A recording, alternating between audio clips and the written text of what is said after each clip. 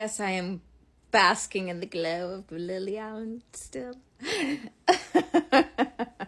Oh, I needed that because I've just been so low lately. Anyways, I did want to touch on some misconceptions on the MAID topic, medical assistance in dying for persons with dementia. I am in Canada. And also, I need to show you something because this blanket, look at it. Look at that blanket. I'm going to die with this blanket on me, okay? It's from Parachute Home, and it is the most comfortable. Like, listen, crispy, crisp. I am obsessed with linens. Linens is my jam, okay? Anyways,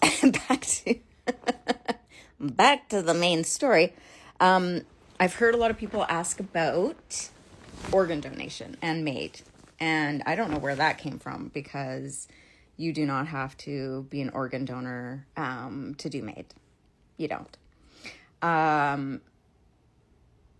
personally think organ donation is amazing and it saves lives. And I'm actually kind of grateful that it's been brought up because I will talk to my MAID doctor because I plan on doing MAID with these sheets that I was talking about in my bed. But I think if you are organ donation, I think you have to do it in the hospital. But anyways, it's not a requirement for MAID, okay? Secondly, this keeps coming up, and I totally understand why. It's very confusing, the consent and having cognitive capacity. I have dementia, so people are like, how are you going to be able to consent if you've picked your date and you go there and your dementia has, rapidly, you're declining. I wonder if I've ever done a video without doing, I don't think I have. Anyways, I'm just Lily Allen. I'm in love. I love her. I have a big crush on her. Okay. Anyways, back to the MAID topic.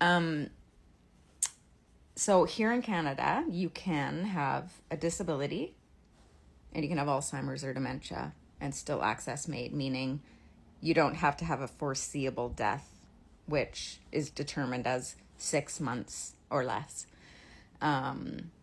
So essentially what they have is you do an advanced, it's not an advanced directive because I know they're fighting for that right now in Canada.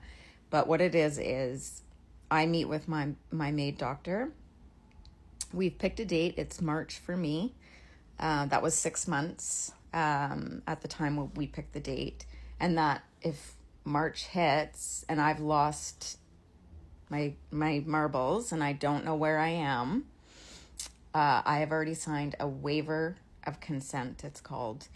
And so that allows me to, well, it doesn't allow me to do anything. It allows the doctor to still proceed with the MAID process, whether I'm cognitively there or not. So if March comes and I'm still cognitively able to refer it to a further date, then we'll do that. And then I'll sign another form, another waiver of consent for a different day. Okay? Where it gets a little bit complicated is if I've picked March and then March comes and I've lost enough capacity that he doesn't feel comfortable, I can't, and I don't want to do it that day, I can't then make another date. So it's kind of a touchy subject because it leaves people with Alzheimer's and dementia a very small window of being able to do the process, which means you're probably going to have to die before you necessarily want to. I know for me, I have a very low tolerance. I don't want any help. I would like MAID to happen before I'm requiring care in my home. So I already know that hopefully I'll have enough cognition at that time. But they say I'm rapidly declining, which I don't know. If you look at my videos, I think I'm perfectly fine. So let's just keep gaslighting ourselves, okay?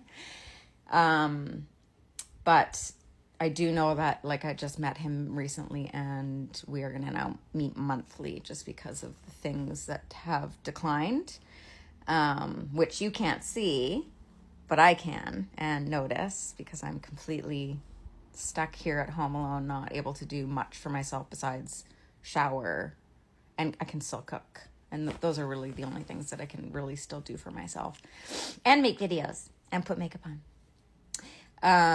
But yeah, if there's more questions about the MAID process, it is kind of complicated, but you do not have to have capacity at all.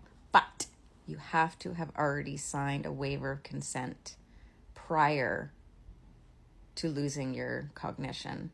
And you have to have your cognition for that. So hopefully that clears that up. And again, never heard anything about organ donation at all. So, yeah, essentially it, and I've heard people asking if it hurts. I obviously have asked that question. I have done so much palliative care in my life that I'm telling you right now that natural death isn't pretty. It's just not. Sometimes it's cute and sweet and soft and lovely, but from the majority of what I've seen, it's really hard on the family to watch especially somebody with dementia and Alzheimer's, because they've lost themselves. They don't know who you are. They can't walk. They can't talk really. They're seeing things. It's awful. It's awful. But I've seen other people die of just other causes, and I'd rather do MAID, because from my understanding, within 5 to 10 minutes,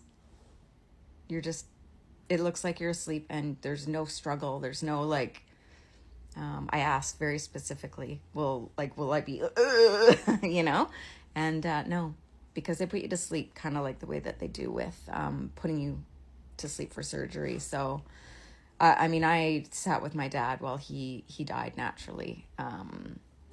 And he had hospice in home care, and they didn't have enough nurses on the day of his death, and he wasn't able to swallow his pain meds, and so he suffered. So when he finally got a nurse that came in and was able to intravenously give the morphine, he died within minutes, and it was not nice. It was not a nice way to watch, because he suffered leading up to that, right? So it's just not what I want for myself. Everybody has their own whatever. I have talked to family. They don't want me to be in a home, and I fully fucking agree. I wouldn't go into a home anyways, but it's just everyone, I think, is at peace with that. I don't know that anyone's at peace at the time frame. I don't even know that I am really, but anyways, there's lots to talk about with MAID. I find it very intriguing, and I'm learning more and more each day. And I was actually supposed to meet with a death doula today, and I have the worst insomnia, so I did not sleep, and so I will be rescheduling that. But I am looking forward to that, because the grief that has come with this is tenfold. It's beyond, you're just not going to hang out with my friends and talk about grief and have them fully understand what that means for me. So yeah, if you have death doula experience or know somebody who's used a death doula, I would love to hear your experience. And if you have any more questions about Lily Allen, I'd answer those too, or MAID, just whatever.